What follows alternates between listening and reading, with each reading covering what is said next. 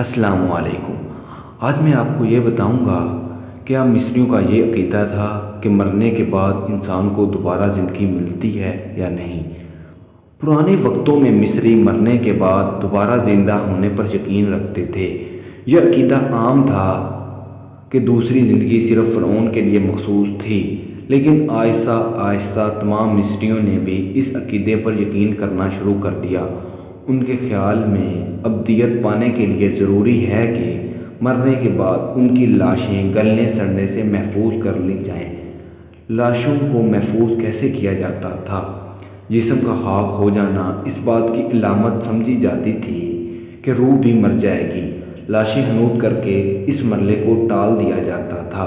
रोगन की मालिश करने वाले लोग जिस्म में से मुख्तलिफ अज़ा यानी जिगर, फेफड़े, मैदा और अंतड़ियाँ निकाल लेते थे।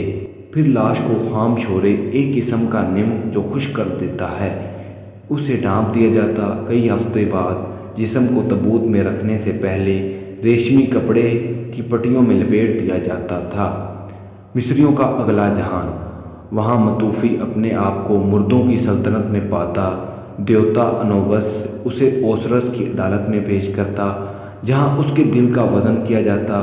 दिल का एक पर से ज़्यादा हल्का होना इस बात का सबूत था कि मुर्दे की रूह नेक है और ये एक वो लल्लू की सरजमीन में दाखिल होने के काबिल है जो एक पुरअमन और पुरमसरत जगह है। बाज़ औक़ात रूह एक छोटे परिंदे बाग की सूरत में अपनी दुनिया की तलाश में, जहाँ उसका घर और उसके बाग थे, मकबरे को छोड़ जाती थी। मिस्रियों का अकीदा था कि अगले जहान में दाखिले के लिए मुर्दे के दिल का वज़न करना भी ज़रूरी है। ये जो आप इस वक्त देख रहे हैं, इसमें मुर्दे के जिस्म का वज़न किया जा रहा है।